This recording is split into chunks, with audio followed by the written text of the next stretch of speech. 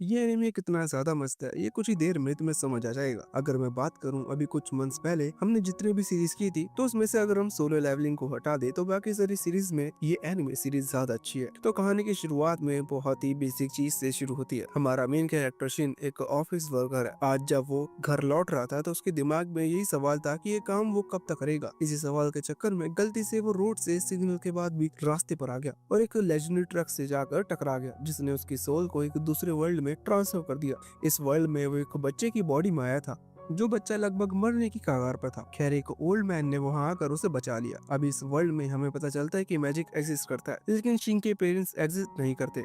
अब उन्हें क्या हुआ ये चीज जानने के लिए हमें फिर से पास्ट में जाना होगा।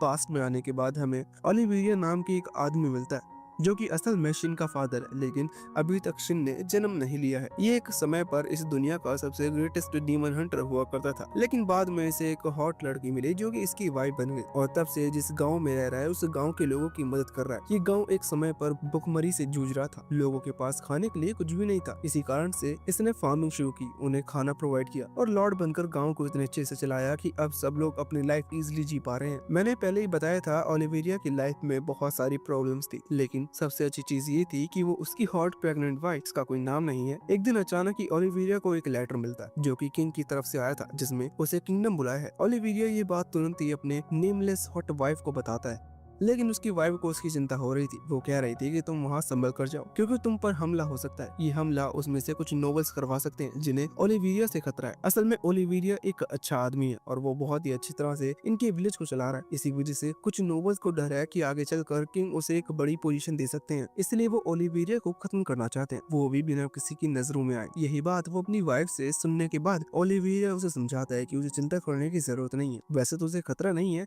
लेकिन अगर वो किंगडम पहुंच गया तो वो किंग से और रिसोर्स की डिमांड कर सकता है, जो कि गांव वाले के लिए अच्छा होगा। अभी यही अच्छा विचार लेकर ओलिवेरिया अपने घर से निकल गया। किंगडम थोड़ा सा दूर है, इसलिए उसे कुछ दिन लगेंगे, लेकिन जिस दिन से वो गया उसी दिन से गांव की कुछ लेडीज लापता होनी शुरू हो गई। ये चीज किसी को समझ में नहीं आ रही थी कि वो कहाँ गायब हो रही है, पर एक पुलिस ऑफिसर ने दूसरी लेडीज को बताया कि ये काम ओलिवेरिया का है। वो इस गाँव की लेडीज को किडनैप कर दूसरे गाँव में बेच रहा है। अभी वैसे तो सबके लिए ये बात मानना थोड़ी सी मुश्किल थी, लेकिन धीरे धीरे जब वो लेडीज गायब हुई तो उन्होंने इस बात पर यकीन कर लिया। वैसे एक दिन वही ऑफिसर जिसने ओलिविया के बारे में झूठी अफवाह फैलाई थी, उसे एक गाड़ी की खबर मिली जिसने सभी गांव वालों को अपने साथ किया और जंगल की तरफ बढ़ गया। वहां उन्होंने एक गाड़ी पकड़ी जिसके अंदर वो सारी लेडीज कैद थी जो कि लापता हुई थी। उनके चेहरे पर कपड़े बंधे हुए थे। इससे ये लोग समझ गए थे कि सच में ओलिविया इन्हें दूसरे गांव में ले जाकर बेच रहा है। इसी वजह से उन्होंने मसाले जलाई और तुरंत ओलिविया के घर पर पहुंच गए, जहां घर में सिर्फ ओलिविया की वाइफ थी, और बिना ये चीज सोचे कि उसकी प्रेग्नेंट वाइफ अकेली है, उन्होंने घर में आग लगाना शुरू कर दिया। वैसे ये वो दिन था जिस दिन ओलिविया वापस लौटने वाला था। वो अभी गाड़ी में था और सोच रहा था कि आखिर किंग ने उसे बुलाया था, लेकिन फिर वो उससे मिलने क्यों नहीं आया। इतने में उसकी नजर सामने अपने घर पर पड़ती है जिसमें आग लगी हुई थी। वो जल्द से जल्द वहां पहुंचता है और देखा कि उसका घर पूरी तरह से जल चुका है। साथ ही उसकी आंखों के सामने उसकी पूरी मरी हुई वाइफ की डेड बॉडी मिली।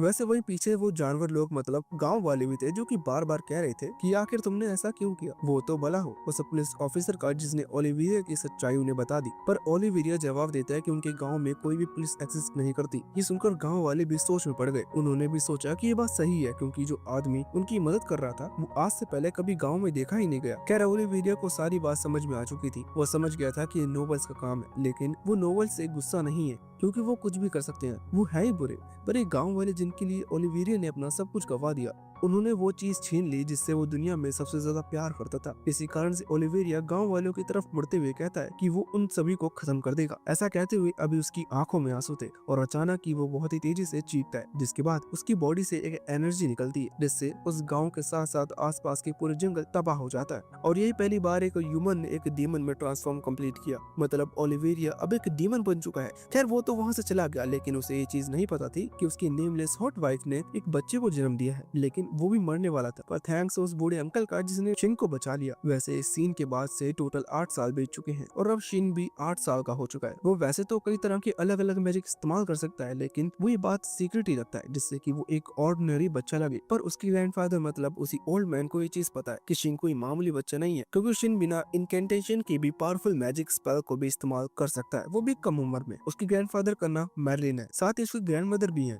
जिसका नाम है मेलिडा, जो कि हमेशा शिन पर गुस्सा करती है क्योंकि शिन खतरनाक खतरनाक जानवरों को मार कर लाता है जो कि इतने खतरनाक है कि वो शिन की जान भी ले सकते हैं। वैसे शिन को एक डी-हार्ड अंकल भी मिले जो कि शिन को शॉर्ट ट्रेनिंग करवाते हैं और अब शिन और ज्यादा ताकतवर होते जा रहा है तो उसकी शॉर्ट ट्रेनिंग को और ज्यादा हार्ड कर दिया जाएगा। वैसे इसके बाद फिर से 2 साल बीत जाते हैं। अब मर्लिन के हिसाब से वो समय आ चुका था कि शिन को इस वर्ल्ड के कुछ सीक्रेट्स के बारे में बताया जाए। मर्लिन उसे उसी जंगल में ले आता है जहाँ शिन का जन्म हुआ था। वो बताते हैं कि इस वर्ल्ड में डीमन एग्जिस्ट करते हैं जो कि बहुत खतरनाक है। एक टाइम पर एक डीमन के चलते ये पूरी दुनिया खत्म होने वाली थी, लेकिन मर्लिन ने अपनी पावर की मदद से इस दुनिया को बचा लिया। अब वो बूढ़े हो चुके हैं, इसका मतलब अब वो और ज्यादा ये काम कंटिन्यू नहीं कर सकते, इसलिए वो शिन को ये चीज सिखाएंगे। आज वो शिन को अपनी डोमेन एक्सपेंशन की पावर यूज करके दिखाते हैं जिससे कि वो डीमन के प्रेजेंस को महसूस कर सकता है। शिन वैसे तो सिर्फ 10 साल का है, इसका मतलब मर्लिन के हिसाब से उसे ये चीज सीखने में बहुत समय लगेगा, लेकिन जैसे ही उन्होंने ये चीज बताई तो तुरंत ही शिन ने डोमेन एक्सपेंशन का स्पेल कास्ट कर लिया। उसका डोमेन एक्सपेंशन इतना बड़ा था कि उसने पूरे जंगल को कवर कर लिया। अभी मर्लिन को शिन की वो एनर्जी थोड़ी सी अजीब लग रही थी, लेकिन वो इस चीज के बारे में सोच पाता या कुछ बोल पाता इतने में शिन ने कुछ अजीब महसूस किया। ये असल में एक डीमन की प्रेजेंस थी जो कि जंगली जानवरों को खा रहा था। दोनों ही पूरी स्पीड में उस डीमन के पास पहुंचे और शिन ने उस डीमन को देखते ही अपनी तलवार निकालकर उस पर हमला करना शुरू कर दिया।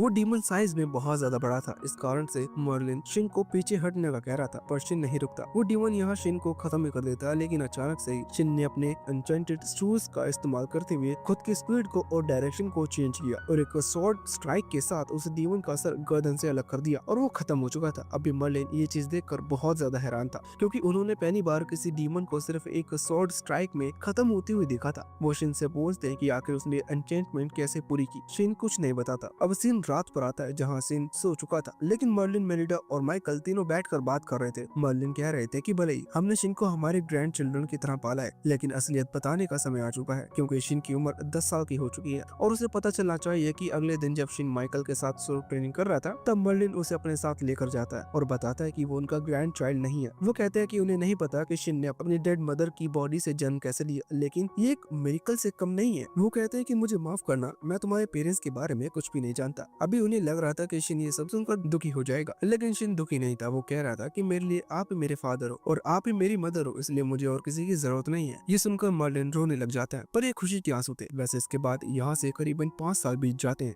मतलब शिन 15 साल का हो चुका था। आज वो शिन का बर्थडे सेलिब्रेट कर रहे हैं और बाद में शिन को लेकर जाते हैं उसकी पावर सभी को दिखाने के लिए, क्योंकि अब शिन एक अडल्ट है इसलिए वो अपनी पावर शो कर सकता है। वो एक बड़ी खाली जगह पर आ चुके थे जहाँ शिन ने अपनी पावर यूज की। उसकी पावर के कारण वहाँ सामने एक बहुत ही ज्यादा खतरनाक धमाका हुआ। ये चीज देखकर अभी मेलिडा मर्लिन पर गुस्सा कर रही थी क्योंकि मर्लिन ने शिन को एक बहुत ही खतरनाक डीमन में बदल दिया। मतलब इतनी पावर के बारे में किसी ने एक्सपेक्ट नहीं किया था। वो सभी शिन से उसकी पावर का सोर्स पूछ रहे थे। वो सभी लोग बेवकूफ हैं क्योंकि ये चीज तो नॉर्मल थी। वो एक जंगल में रहते हैं जहाँ आज तक शिन ने किसी लड़की को नहीं देखा। लड़की के नाम पर उसने सिर्फ मेलिडा को देखा है जो कि एक बूढ़ी आंटी है, तो उसकी बॉडी में ताकत तो हो गई। खैर अभी शिन को कुछ नए लोग मिलते हैं जो कि असल में मर्लिन के जान पहचान वाले हैं। इनमें से एक था सीएम जो कि शिन की पावर की वजह से बहुत ही ज्यादा इम्प्रेस्ड है। वो मर्लिन से कहता है कि आखिर वो शिन को अपनी कंट्री में ले जाकर मैजिक एकेडमी में क्यों नहीं एडमिशन दिला रहे। शिन जैसा टैलेंटेड लड़का बहुत स्ट्रॉन्ग बन सकता है, जबकि वो पहले से स्ट्रॉन्ग है, लेकिन और पावर बढ़ सकती है। अभी शिन ये सुनकर हैरान था कि अपनी कंट्री में। इस कारण से शिन पूछता है और उससे सीएम से कुछ ऐसे राज पता चलते हैं जो कि शिन के 15 साल तक छुपाए गए थे। असल में मर्लिन एक पूरी कंट्री के सवीर है और बहुत पुराने हीरो हैं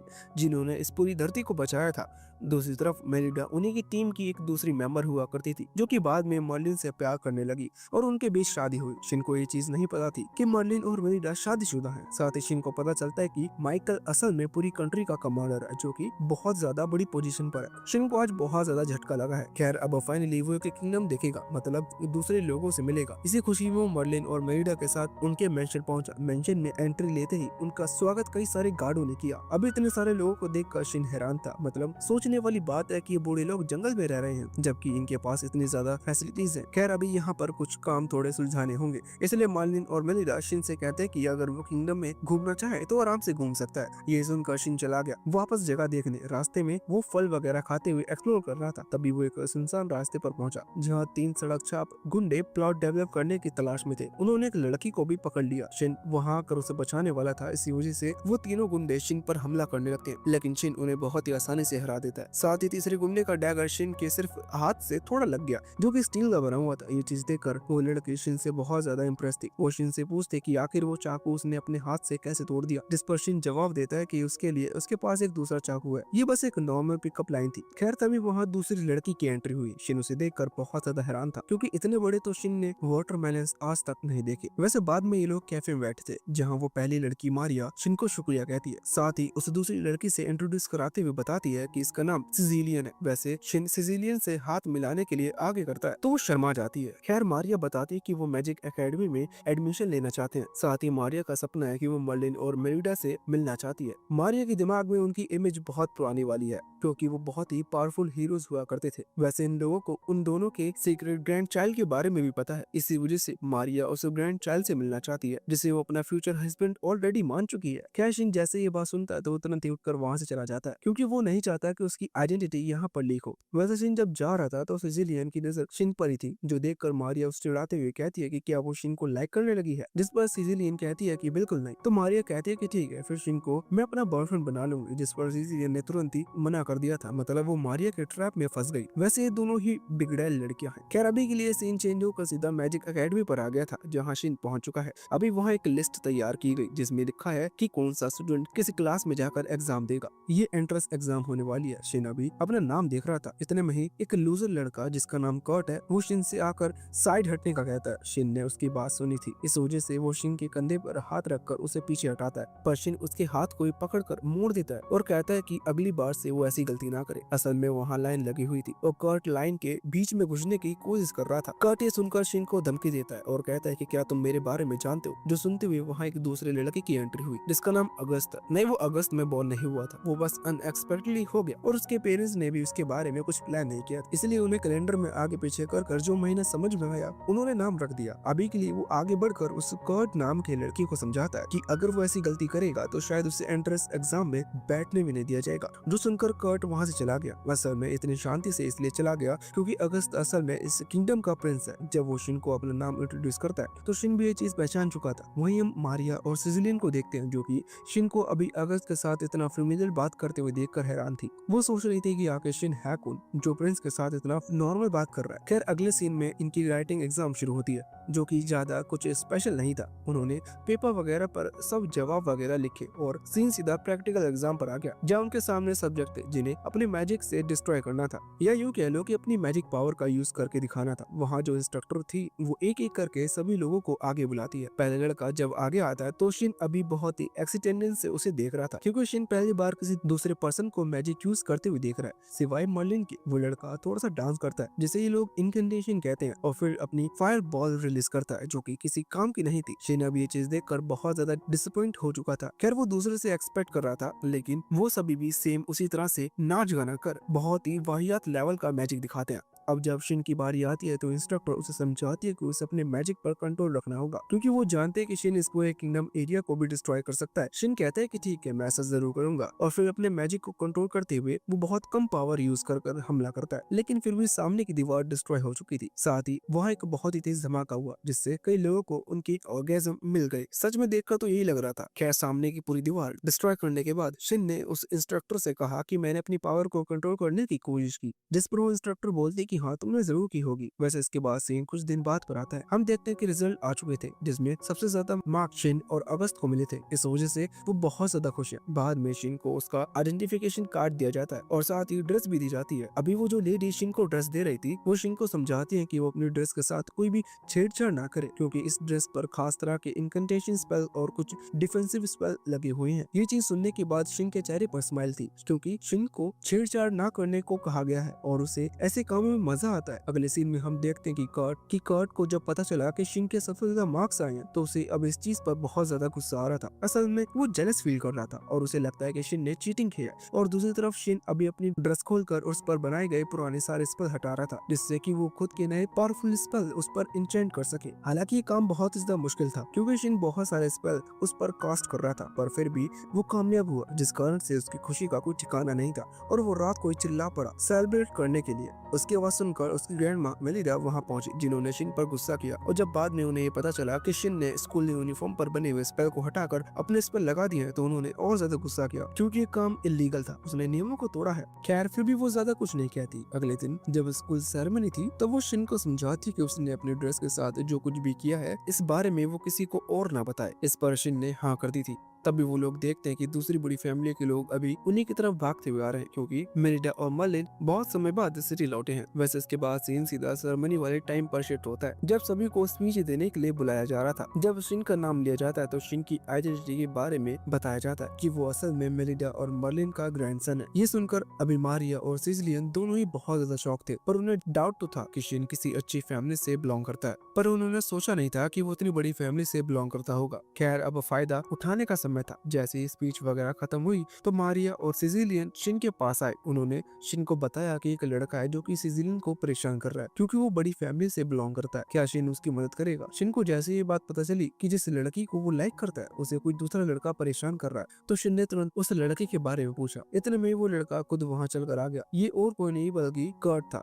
असल में सिसिलियन और कर्ट की शादी तय हो चुकी है, क्योंकि कर्ट एक बड़ी फैमिली से बिलोंग करता है और सिसिलियन के जो फादर है वो कर्ट के फादर के लिए काम करते हैं। अभी कर्ट वहाँ से आते हुए सिसिलियन पर चिल्लाते हुए कह रहा था कि आखिर तुम्हारी हिम्मत कैसे हुई किसी दूसरे लड़के से बात करने की। ऐसा कहते हुए वो सिसिलियन के कंधे पर हाथ रखने वाला था, लेकिन इतने में ही शिन ने उसका हाथ काट दिया और कहा कि सिसिलियन को अब वो प्रोटेक्ट करेगा, इसलिए वो सिसिलियन से बात नहीं करे तो वो अच्छा है। हालांकि कर्ट को इस पर गुस्सा आता है, पर वो शिन को जवाब नहीं देता। वो सिसिलियन पर चिल्लाते हुए कहता है कि अगर वो नहीं मानी तो वो उसके फादर से कहकर सिसिलियन के फादर को कमांडर की पोस्ट से निकलवा देगा। ये सुनकर सिसिलियन डर गई थी, लेकिन इतने में अगस्त की वहाँ एंट्री हुई, जिसने कर्ट को समझाया कि अगर वो ऐसे बचकाने काम करेगा तो शायद उसके फादर की पोजीशन खतरे में आ सकती है। साथ ही अगस्त ने धमकी दी कि अगर वो अभी यहाँ से नहीं गया तो ठीक नहीं होगा। अब अगस्त प्रिंस है, इस वजह से कर्ट उसे कुछ नहीं कह सकता और चुपचाप वहाँ से चला जाता है। लेकिन वो मन में कहता है कि वो शिन से बदला लेने जरूर आएगा, क्योंकि ये सब कुछ शिन की वजह से हो रहा है। अब यही सेम चीज शिन कह रहा था कि मुझे पक्का भरोसा है कि वो कुछ ना कुछ गड़बड़ करने जरूर आएगा। इस पर अगस्त कहने लगता है कि पर तुमने ही तो अभी सिसिलियन से प्रॉमिस किया कि तुम उसे हमेशा प्रोटेक्ट करोगे। ये सुनकर शिन का चेहरा लाल हो चुका था। खैर, अब शिन ने प्रॉमिस कर ही दिया है तो उसे कुछ ना कुछ तो करना ही होगा। वो हमेशा तो सिसिलियन के साथ नहीं रह सकता,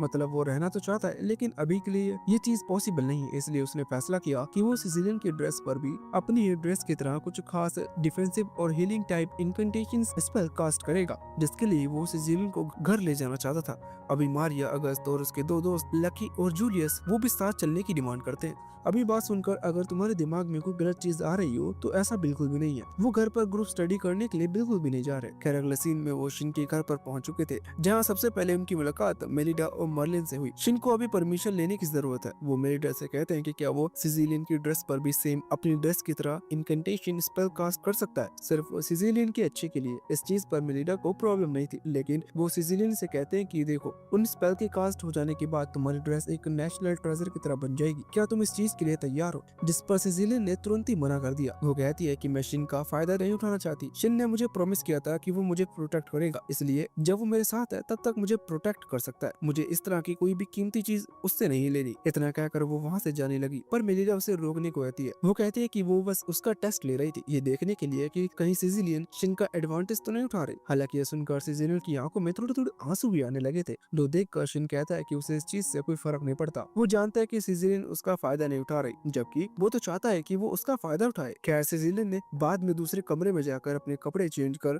शिन को ड्रेस दे दी थी, जिसके बाद शिन ने सभी के सामने उस पर इंकैंटेशन स्पेल ऐड किया। बाद में रात के समय हमें पता लगता है कि शिन ने सभी की ड्रेस पर स्पेल कास्ट कर दिए हैं, जिससे किसी को भी प्रॉब्लम ना हो। खैर, मारिया ने इस चीज के लिए मना कर दिया था, क्योंकि वो नहीं चाहती कि वो नेशनल ट्रेजर पहन कर घूमे। वैसे बाद में शिन इन्हें टेलीपोर्ट करते हुए अपने उस कैबिन के पास भी ले आया था, मतलब एक तरह से उस कैसल के सामने। ये जगह एक कैबिन की तरह ही है, जहाँ पर शिन पला बड़ा है, और वो जगह देखकर शिन वापस से उन्हें वही कासल में ले आता है, मतलब उसी मेंशन में। अभी मारिया शिन की पावर देखकर बहुत ही ज्यादा हैरान थी, क्योंकि शिन ने एक ही सेकंड में उन्हें टेलीपोर्ट कर इतनी लंबी डिस्टेंस ट्रेवल कर दी। हालांकि खुद ही मैजिक में कमी निकालते हुए शिन बताता है कि वो सिर्फ उसी जगह पर टेलीपोर्ट कर सकता है जहाँ वो ऑलरेडी कभी जा चुका हो, लेकिन फिर भी ये एबिलिटी बहुत काम की है। अगले दिन हम देखते हैं कि शिन सिसिलियन और मारिया को उनके घर से पिकअप कर रहा था। कुल पहुंचने के बाद शिन अपनी मैजिक पावर से सेंस करता है कि आसपास कोई नेगेटिव ऑरा नहीं है, मतलब सिसिलियन को कोई खतरा नहीं है। हालांकि सिसिलियन उससे माफी मांगती है, क्योंकि शिन को उसके घर तक आना पड़ रहा है उसे लेने के लिए, लेकिन शिन कहता है कि चिंता की बात नहीं है, जब तक मैं हूँ तब तक तुम पर कोई खतरा नहीं आ सकता। ये सुनकर सिसिलियन बहुत ही खुश हो गई थी। अभी वो इसी तरह से प्यार भरी बातें कर रहे थे, लेकिन मारिया को ये चीज बहुत ही अजीब लग रही थी। इनकी बातें सुनते सुनते उनके पेट में दर्द होने लगा था। खैर, लकीली सही सलामत वो स्कूल पहुंच जाती है, जहाँ इनकी मुलाकात अगस्त से होती है। और फिर 15 मिनट के टाइम के बाद अल्फ्रेड नाम का एक टीचर उनकी क्लास में आता है, जो कि अभी इन्हीं स्कूल के बारे में बता रहा था। अल्फ्रेड ने बताया कि इनके स्कूल में अलग अलग क्लासेस हैं, मतलब एक तरह से अलग अलग ग्रुप हैं जो कि अलग कैटेगरी में बांटे गए हैं। जिस भी स्टूडेंट को किसी भी चीज में ज्यादा इंटरेस्ट है वो उस हिसाब से ग्रुप ज्वाइन कर सकता है। अभी शिन को तो किसी भी ग्रुप में जाने से कोई प्रॉब्लम नहीं थी क्योंकि उसके लिए कोई भी ग्रुप चैलेंजिंग नहीं रहेगा। शिन बहुत स्ट्रॉन्ग है, इस वजह से अल्फ्रेड ने ऑलरेडी शिन का ग्रुप ज्वाइन करवा लिया था। साथ ही इस स्कूल की बिगेस्ट कैनन गर्ल जिसका नाम यूरी है वो भी इनके ग्रुप को ज्वाइन करती है। अब अल्फ्रेड ने देखा कि इनके ग्रुप में ऑलरेडी 5 लोग हो चुके हैं तो वो आकर ऑफर देने लगता है कि अगर ये लोग चाहें तो वो इनके फैसिलिटी एडवाइजर बन सकता है। खैर इन लोगों ने हाँ कर दी थी, पर इसके बाद सीन चेंज हुआ और हम कर्ट के पास आए जो कि अभी भी यही सोच रहा था कि वो शिन से बदला कैसे ले। लेकिन इतने में ही उसके फादर वहाँ आए जिन्हें ये सारी बात पहले से पता चल चुकी थी कि कर्ट बेवकूफी कर रहा है, मतलब किसी भी दूसरे स्टूडेंट से लड़ना झगड़ना ये कोई समझदारी वाली बात नहीं होगी, और वो भी ऐसे स्टूडेंट से जो कि बहुत ज्यादा हाई प्रोफाइल वाला हो। पर कर्ट कहाँ समझने वाला था, उसे अपने फादर की बात भी सही नहीं लगी। वो तो चिल्लाकर कहने लगता है कि वो शिन से बदला लेकर रहेगा, जो सुनकर उसके फादर ने उसे पीटा और बाद में 2 लोगों के साथ एक जेल में डाल दिया। जेल मतलब ऐसा बंद कमरा जो कि कर्ट खुद से नहीं खोल सकता, इसलिए हम जेल ही कहेंगे। वैसे अगले दिन यही बात अगस्त अभी शिन को बता रहा था कि कर्ट को कुछ दिनों के लिए एक कमरे में बंद कर दिया गया है और वो तब तक बाहर नहीं निकलेगा जब तक वो शांत दिमाग से डिसीजन लेना ना सीख जाए। खैर शिन उससे पूछता है कि क्या कर्ट हमेशा से ऐसा ही था, जिस पर वो लोग कहते हैं कि नहीं। वहाँ लकी भी खड़ा हुआ था जो कि अगस्त का दोस्त है। बहुत पहले कर्ट और लकी एक ही स्कूल में पढ़ते थे, तब कर्ट का बिहेवियर बिल्कुल अलग था, लेकिन एक टीचर इनके स्कूल में आया जिसका नाम स्टॉर्म है, मगर अगर हम उसके पूरे नाम पर फोकस करें तो उसका नाम पूरा ऑलिवेरिया स्टॉर्म, मतलब असल में वो शिन का फादर है। तो कर्ट की मुलाकात उस टीचर से हुई जिसके बाद से कर्ट का बिहेवियर चेंज हो गया। अभी वो टीचर इनके स्कूल में है लेकिन वो देख नहीं सकता, मतलब सभी लोग तो यही मानते हैं क्योंकि स्टॉर्म की आंखों पर हमेशा पट्टी बंधी होती है। वैसे अभी ये लोग शिन को स्टॉर्म के बारे में बता रहे थे,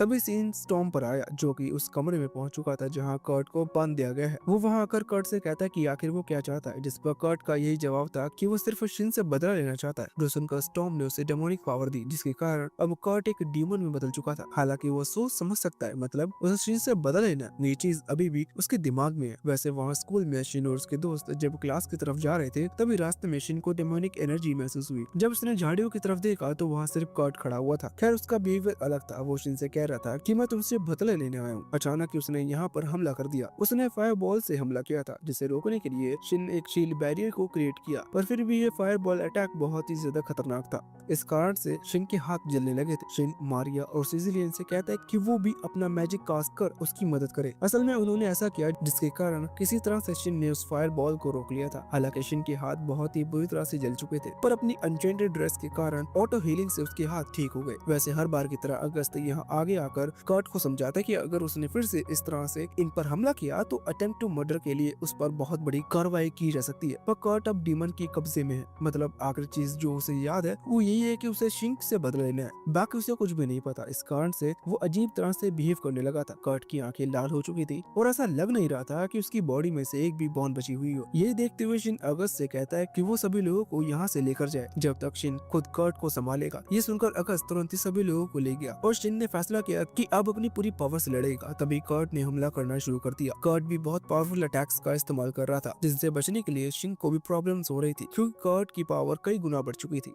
हालांकि फिर भी किसी तरह से अटैक डोज करते हुए शिन हमला कर कर्ट को जमीन पर गिरा देता है। वैसे कर्ट फिर से खड़ा हो चुका था और अभी जोर से चिल्ला रहा था कि वो शिन को जिंदा नहीं छोड़ेगा। शिन ये चीज देखकर हैरान है क्योंकि अभी तक शिन ने जिस भी डीमन से फाइट की थी वो बात नहीं कर सकते थे। शिन ने ये चीज पहली बार देखी कि एक डीमन बात कर रहा है। इसका मतलब यही था कि कर्ट में सेंसेस में, मतलब वो सोच समझ सकता है। इसका मतलब शायद उसे ठीक किया जा सकता हो। क्या कर्ट यहाँ अचानक ही शिन पर हमला करना शुरू कर देता जिससे शिन बच रहा था। हालांकि कर्ट अब अपनी पूरी पावर का इस्तेमाल करने लगा था। इससे पहले कि शिन उस पर हमला करता, शिन ने यहाँ लाइटिंग पावर का इस्तेमाल किया जिससे कर्ट को दर्द हुआ। वो कर्ट चिल्लाया। शिन समझ चुका था कि दर्द कर्ट भी महसूस कर पा रहा है। अगर कोई तरीका होता जिससे कर्ट को ठीक किया जा सकता है तो अभी शिन भी वही करता, लेकिन शिन को ऐसा कोई तरीका नहीं पता, जिस वजह से शिन फिर से सेम वैसे ही लाइटनिंग स्ट्राइक कर्ट के ऊपर करता है। पर कर्ट अब अपनी सारी एनर्जी का इस्तेमाल करने वाला था जिस कारण से उसके बॉडी के आसपास एक ऑरा क्रिएट हुआ जो कि शिन के सभी लाइटनिंग अटैक्स को रोक रहा था। मतलब शिन अगर कोई भी नॉर्मल अटैक करेगा तो कर्ट का वो और उसके अटैक को रिपेल कर देगा, मतलब उन अटैक का कोई मतलब नहीं है। इस कारण से शिन को ना चाहते हुए भी अपनी तलवार बाहर निकालनी पड़ी, जिस पर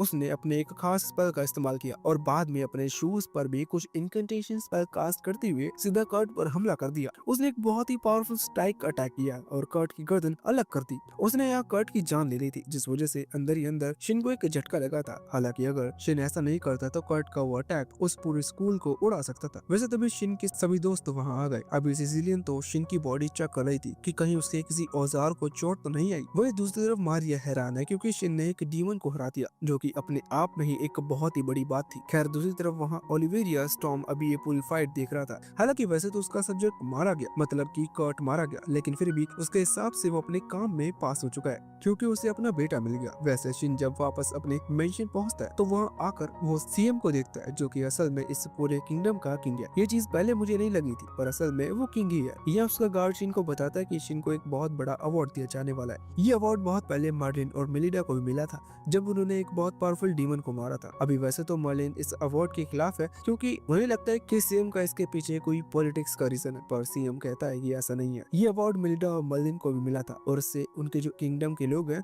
वही खुश होते हैं क्योंकि सबके अंदर एक मोटिवेशन आ जाता है। अभी ये चीज सुनकर मर्लिन ने भी हाँ कर दी थी, लेकिन उन्होंने सीएम को धमकी दी कि अगर इसके पीछे उसका कोई अलग रीजन हुआ या फिर उसने बीच में कोई भी गड़बड़ करने की कोशिश की तो वो शिन को लेकर फिर से यहाँ से चला जाएगा, जिस पर शिन ने हाँ कर दी थी। वैसे कुछ टाइम बाद हम देखते हैं कि शिन अभी सिसिलियन और मारिया के साथ रास्ते पर जा रहा था तो सारी दूसरी लड़कियां की नजर शिन पर ही थी। उन्होंने सुना कि शिन ने अपनी तलवार से उन डीमन को हराया, इसलिए वो शिन की तलवार देखना चाहती है। वैसे मारिया और सिसिलियन अभी शिन के साथ है, इस वजह से उन्हें डाउट भी है कि शायद ये दोनों शिन की तलवार ऑलरेडी दे चुकी है, मतलब वो इन दोनों को शिन की गर्लफ्रेंड समझ रही है, जिसके कारण सिसिलियन का चेहरा लाल था। क्या शिन उनसे माफी मांगता है क्योंकि शिन ने जो किया उसके कारण वो दोनों भी इस तरह से पॉपुलैरिटी गेन कर रही है। मतलब ये चीज एक तरह से अच्छी नहीं लगती अगर आप रास्ते पे जा रहे हो और 10-15 लोग आपको ही घेर रहे हो, पर सिसिलियन शिन से कहते हैं कि नहीं, शिन जहाँ भी जाएगा वो उसके साथ रहेगी। शिन ये सुनकर सोचता है कि यही सेम वर्ड मैंने कहे थे, सिसिलियन बस कॉपी पेस्ट कर रही है। वैसे इसके बाद सीन चेंज होकर एक सिक्योरिटी ब्यूरो के 2 सीक्रेट एजेंट्स पर आता है, जिसमें से एक का नाम कार्लेस है और दूसरे का नाम ऑल्ट है। ये दोनों अभी कर्ट के केस को संभाल रहे हैं। मतलब एक नॉर्मल ह्यूमन अचानक से डीमन में कैसे बदल जाए, ये कोई मामूली बात नहीं है। इसके पीछे छानबीन चल रही है। अभी कार्लेस कह रहा था कि कर्ट के डीमन में बदलने से पहले वो अपने मिडिल स्कूल टीचर स्टॉर्म से मिला था। ये सुनकर ऑल्ट भी सलाह देता है कि फिर तो हमें उससे मिलना चाहिए। अगले सीन में ये दोनों स्टॉर्म के पास पहुंच गए थे, जो कि अभी सेंसरी मैजिक का इस्तेमाल करते हुए चाय पी रहा था। ये पहली चीज थी जिसके कारण ऑल्ट को डाउट हुआ कि सच में स्टॉर्म अंधा है या नहीं। खैर यहाँ कार्सेल अपनी बातों को शुरू करते हुए स्टॉर्म से कहता है कि अब तक तो आपको पता चल ही गया होगा कि आपके एक स्टूडेंट के साथ क्या हुआ, जिस पर स्टॉर्म जवाब देता है कि हाँ, वो एक डीमन में बदल गया, लेकिन मुझे नहीं पता कि ऐसा क्यों हुआ क्योंकि उसका बिहेवियर तो हमेशा से नॉर्मल था। ये बात सुनते ही कार्लेस के मन में एक बात आई और उसने तुरंत स्टॉर्म से कहा कि आपको हमारे साथ चलना होगा। हमने कर्ट की बॉडी को एग्जामिन किया, जहाँ हम देख रहे हैं कि आखिर उसकी बॉडी में क्या चेंज आए जिसके कारण वो एक डीमन में बदल गया, और हम चाहते हैं कि आप भी एक मैजिकल टीचर होने के कारण हमारे साथ चले। ये सुनकर स्टॉर्म ने हाँ कर दी और वो लोग वहाँ से चले गए। अभी वो एक टनल से होते हुए जा रहे थे। स्टॉर्म वैसा तो नहीं देख सकता या फिर शायद देख भी सकता हो, पर उसने कहा कि हम यहाँ से जा रहे हैं, जिस पर कार्लेस ने कहा कि कर्ट की बॉडी को एक स्पेशल जगह रखा गया है और वहाँ पहुँचने के बाद कर्ट की बॉडी तो कहीं नहीं दिखी, पर वहाँ बहुत सारे गार्ड थे। अब स्टॉर्म को ये चीज समझ में नहीं आती, पर कार्लोस बहुत समझदार है। जब स्टॉर्म ने कहा कि उसका एक स्टूडेंट डीमन में बदल गया, तभी कार्लोस ये चीज समझ चुका था कि क्योंकि जब ये बात सामने आई तभी किंग ने अनाउंसमेंट कर दी थी कि कोई भी इस बारे में किसी को नहीं बताएगा और साथ ही इस चीज की खबर किसी को भी नहीं लिखनी चाहिए। तो नॉर्मल सी बात है कि किंग कुछ सीक्रेट लोग और साथ ही शिन और उसके दोस्तों के अलावा ये चीज किसी और को पता ही नहीं हो सकती। अगर स्टॉर्म को ये बात पता है तो उसका मतलब इस चीज में उसी का हाथ था।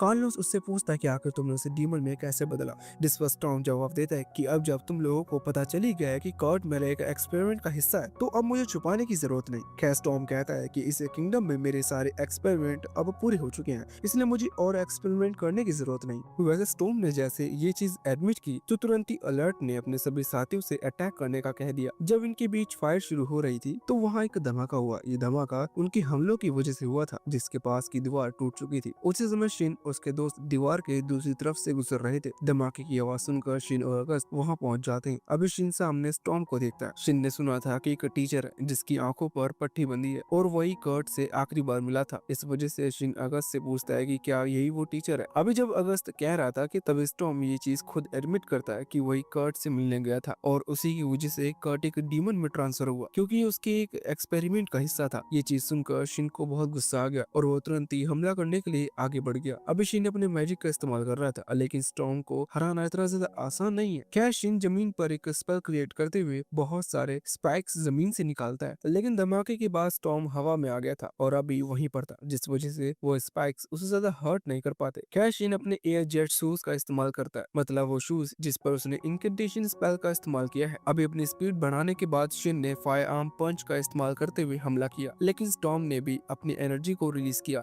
जिससे उसने शिन के हमले को रोक लिया था, लेकिन इससे उसकी आंखों पर लगा वो आई पैच टूट गया था। वैसे भी स्टॉर्म जब अपनी पूरी पावर का यूज कर रहा था तो उसे बहुत गुस्सा भी आ रहा था, जिसमें वो कह रहा था कि सभी ह्यूमंस उसके एक्सपेरिमेंट के लिए ही बने हैं, वो जब चाहे उनसे जो चाहे करवा सकता है। ये सुनकर शिन को बहुत गुस्सा आता है और वो कई सारे स्पेल क्रिएट कर वहाँ पर हीट जनरेट करना शुरू करता है। अभी वहाँ बहुत पावर से लाइट गिर रही थी, जिससे वहाँ इतनी हीट जनरेट हो रही थी कि स्टॉर्म की बॉडी जलना शुरू हो चुकी थी। पर अचानक ही वहाँ पर एक बहुत ही तेज धमाका होता है, जिससे जमीन पर बहुत से गड्ढे बन चुके थे और स्टॉर्म का भी वहाँ नामो निशान नहीं था। अभी सभी लोग ये सोचकर हैरान थे कि आखिर शिन ने इस तरह का अटैक किया कैसे। पर वहाँ दूसरी तरफ शिन को कुछ अजीब लग रहा था, और उसे अजीब इसलिए लग रहा है क्योंकि ऐसा स्टॉर्म मर नहीं है। वो जो ब्लास्ट हुआ था वो स्टॉर्म का एक फॉरबिडन मैजिक है जिससे एक्सप्लोसिव मैजिक कहा जाता है, और वो उसी की वजह से वहां से बचकर निकल पाया था। अभी स्टॉर्म सीधा उस सिटी से बाहर आ गया था और सोच रहा था कि शिन उसका सबसे पावरफुल अपोनेंट होगा, इसलिए अभी कुछ समय तक उससे दूर रहने में ही भलाई है। वैसे कुछ दिनों बाद हम यहाँ वापस शिन के पास आते हैं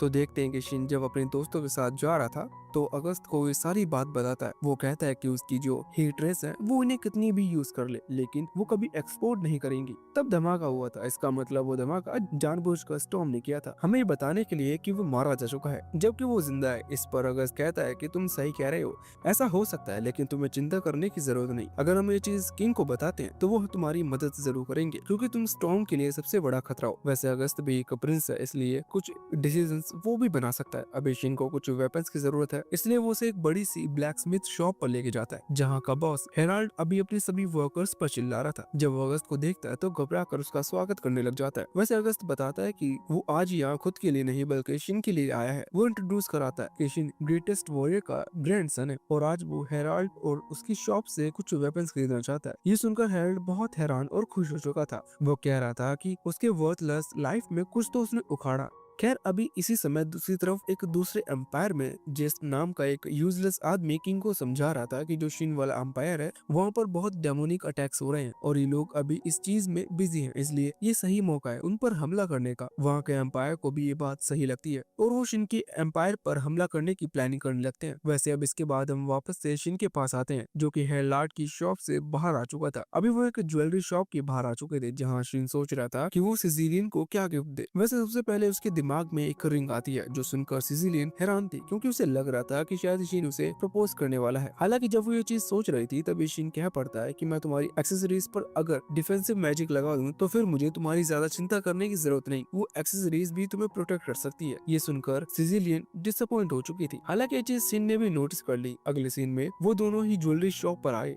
जहाँ शिन ने सच में उसे एक रिंग लेकर दी जिससे सिसिलियन बहुत खुश थी और साथ ही वो ये चीज समझ गई थी कि अगर शिन इन एक्सेसरीज पर किसी तरह का मैजिक लगाना चाहता है तो इसका कारण ये नहीं है कि वो उसे प्रोटेक्ट नहीं करना चाहता या फिर उससे दूर रहना चाहता है, बल्कि इसका रीजन ये है कि वो उसे हर कीमत पर प्रोटेक्ट करना चाहता है। वैसे इसके बाद सीन फिर से कुछ दिनों बाद पर शिफ्ट होता है। अभी कुछ समय पहले हमने बताया कि शिन को एक अवार्ड दिया जाना है क्योंकि उसने कर्ट को हराया जो कि एक डीमन बन चुका था। अभी उसी अवार्ड के लिए उसे पैलेस बुलाया गया था जहाँ किंग उसे वो अवार्ड देते हैं और सभी लोगों को समझाते हैं कि शिन ये अवार्ड लेने के लिए बड़ी मुश्किल से माना है, इसलिए आगे चलकर उसे किसी भी पॉलिटिकल चीजों में मर्ज ना किया जाए। वो सिर्फ मैजिक अकेडमी में पड़ेगा और बाकी उसका किसी और चीज में कोई नाता नहीं है। उन्होंने ये चीज इसलिए समझाई क्योंकि बाकी मंत्री लोग शिन को बीच में घसीट सकते हैं। अभी सबने इस चीज पर अग्री कर लिया था, इसलिए शिन घर चला गया। शिन ने सोचा नहीं था कि ये अवार्ड कितना बड़ा होगा। इस चीज के बारे में उसे तब पता चला जब अगले दिन से सिसिलियन और मारिया उसके घर आए उसे स्कूल ले जाने के लिए। जब शिन वहाँ अपने घर का दरवाजा खोलता है तो उसे सामने एक बहुत ही बड़ी भीड़ दिखती है। वो सभी शिन से मिलने के लिए आए थे। इसका कोई रीजन नहीं है। अब जो लोग तुम्हें जानते नहीं वो तुम्हें कांग्रेचुलेशन कहने आएंगे तो ये तुम्हें अजीब जरूर लगेगा, लेकिन शिन तुम्हारी तरह नहीं है, उसके पास दूसरे भी रास्ते हैं। शिन को ना चाहते हुए भी पोर्टल ओपन करना पड़ता है यहाँ सीधा मैजिक एकेडमी के लिए। वैसे यहाँ से डायरेक्टली वहाँ टेलीपोर्ट करना बहुत आसान है, लेकिन फिर भी शिन रास्ते पर आराम से पेड़ पौधे देखते हुए जाना चाहता है। इस वजह से उसे थोड़ा गुस्सा भी था। लेकिन जब वो मैजिक एकेडमी पहुंचा तो वहाँ सबसे पहले आकर उसने जो चीज देखी वो इंसानों की बनाई हुई सबसे खूबसूरत चीज है। अगर इस तरह की चीजें किसी को मिल जाए तो कोई कद्दू जाएगा पेड़ पौधे देखने के लिए।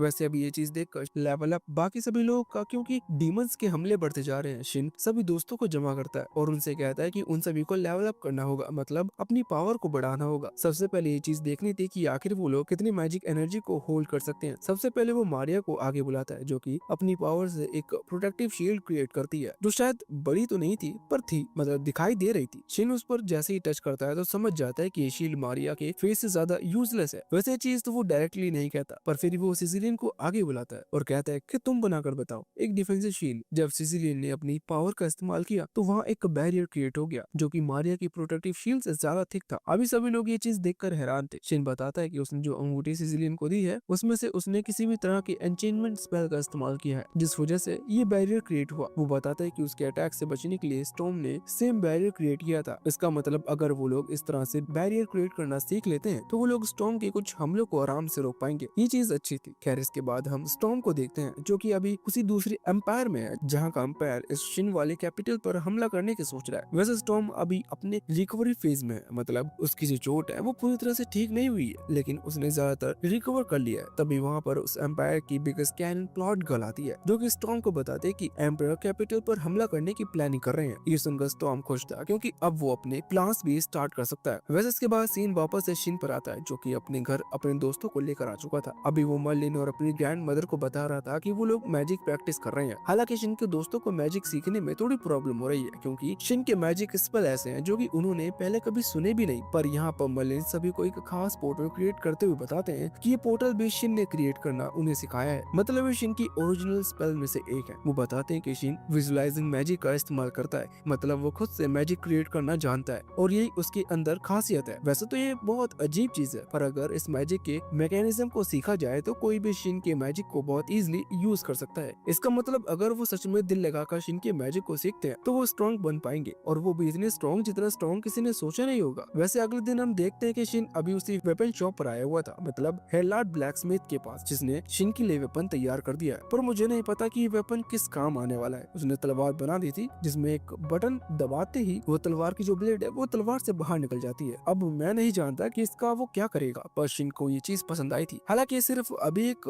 प्रोटोटाइप है, मतलब ओरिजिनल वर्जन बनाना अभी बाकी है। जब शिन ये बात अगस्त को बताता है तो उसे भी वो वेपन न जाने क्यों पसंद आता है। वो कहता है कि उसे इस वेपन का मास प्रोड्यूस करना है, मतलब एक बड़े नंबर को उस वेपन को बनाना चाहिए क्योंकि वो सस्ता पड़ेगा। ये सुनकर शिन हैरान था। वो कहता है कि आखिर तुम बहुत सारी इस तरह की स्वॉर्ड क्रिएट करना क्यों चाहते हो, जिस पे अगस्त कहता है कि एक वॉर होने वाली है। हालांकि वो शिन को इस बारे में पहले नहीं बताने वाला था क्योंकि वो नहीं चाहता वो और उसके दोस्त इस चीज में इन्वॉल्व हो, पर शिन और उसके दोस्त कहते हैं कि वो भी इसमें उसका साथ देंगे क्योंकि अब वो लोग भी दोस्त हैं। वैसे इसके बाद सीन चेंज होकर उस सिटी पर आता है जहाँ पर डीमंस ने हमला करना शुरू कर दिया है। वहाँ के लोग अपनी जान गंवा रहे थे और कोई उन्हें नहीं बचा पा रहा था। उसी दौरान हम स्टॉर्म को वापस से गुजरता हुआ देखते हैं। ये सब उसके प्लान का हिस्सा है क्योंकि वो डीमंस को कंट्रोल करना जानता है। वैसे इसके बाद फिर से सीन चेंज होता है और हम दूसरे एम्पायर के किंग को देखते हैं जो कि अभी थोड़े गुस्से में अपने थ्रोन की तरफ जा रहा था। वो कमांडर से कह रहा था कि उन डीमंस को खत्म करो जो हमारे ही लोगों को मार रहे हैं।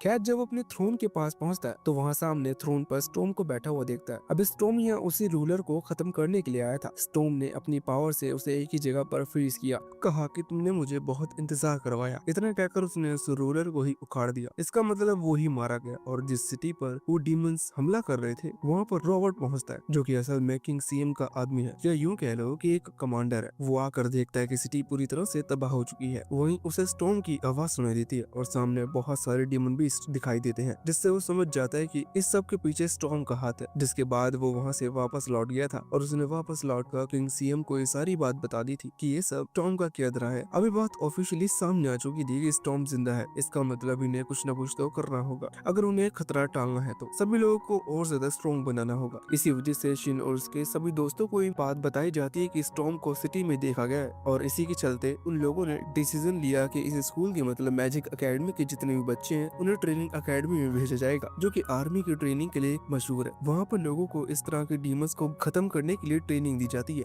इससे उनकी बैटल एक्सपीरियंस पर भी फर्क पड़ता है। अभी ये बहुत इंटरेस्टिंग चीज थी, लेकिन शिन के सभी दोस्त अभी बहुत ही डिसअपॉइंट लग रहे थे। शिन उनसे पूछता है कि क्या हुआ, तो उस पर वो लोग बताते हैं कि ट्रेनिंग स्कूल के जो लोग हैं मतलब वहाँ के जो स्टूडेंट्स हैं वो इन लोगों को भाव नहीं देते, मतलब वो इन्हें वहाँ बहुत छोटा समझते हैं क्योंकि उनके हिसाब से मैजिक एकेडमी के बच्चों में कोई खासियत नहीं है। और अभी शिन इस चीज पर क्या ही कह सकता था, जो होगा देखा जाएगा। अगले सीन में हम देखते हैं कि ये सभी लोग ट्रेनिंग एकेडमी पहुंच चुके थे, जहां ये लोग उन नए स्टूडेंट से मिलते हैं जो कि ट्रेनिंग एकेडमी में बहुत टाइम से पढ़ रहे हैं। यहाँ पर इन्हें बताया जाता है कि अभी ट्रेनिंग के लिए इन लोगों का एक ग्रुप तैयार किया जाएगा। अभी टोटल 8 लोगों की ग्रुप बनाई जाएगी। पहले ग्रुप में 4 मैजिक एकेडमी के स्टूडेंट है और 4 ट्रेनिंग एकेडमी के। मैजिक एकेडमी की तरफ से शिन, अगस्त, सिजिलियन और मारिया, यही चारों हैं। वहीं दूसरी तरफ जो 4 लोग हैं उनके नाम आराम से जान लेंगे। अभी के लिए उनका जो लीडर है मतलब मेन स्टूडेंट, उसका नाम है क्रिस और वो खुद को सभी से इंट्रोड्यूस करा रहा था। वैसे इंट्रोड्यूस का मतलब यहाँ खुद की तारीफ से था, मतलब वो बता रहा था कि वो कब से ट्रेनिंग एकेडमी में पढ़ रहा है। और ये सब उसके बगल में बैठी लड़की मरांडा अपने आप को इंट्रोड्यूस कराते हुए बताती है कि वो भी कितने टाइम से ट्रेनिंग एकेडमी का हिस्सा है। इसलिए शिन बहुत देर से उनकी बकवास सुन रहा था। इस वजह से वो पूछ ही लेता है कि क्या उन्होंने अभी तक किसी डीमन से फाइट की है, जिस पर उन लोगों की बोलती बंद हो जाती है। हालांकि मरांडा को थोड़ा सा गुस्सा आ जाता है और वो चिल्ला पड़ती है कि शिन सिर्फ ऐसा इसलिए कह रहा है क्योंकि उसने एक डेमोनॉइड को हराया है। अभी ऐसा बोलकर वो ये चीज रिपीट कर रही थी कि उनकी ट्रेनिंग एकेडमी ज्यादा अच्छी है। खैर क्रेज शिन से कहता है कि वो और उसके दोस्त वहाँ ट्रेनिंग एरिया में अपना ख्याल रखें क्योंकि वो असली खतरे हैं। उनकी मुलाकात होगी और क्रेज नहीं चाहता कि वो चारों उन्हें स्लो करे, मतलब बार बार उन्हें रास्ते में लोगों के लिए रुकना पड़े। हालांकि होने तो कुछ और ही वाला है। खैर अभी के लिए ये वहाँ जंगल पहुँचते हैं तो वहाँ उनके इंस्ट्रक्टर से इनकी मुलाकात होती है, जो कि और कोई नहीं बल्कि क्रिस्टीना और एक और लड़का है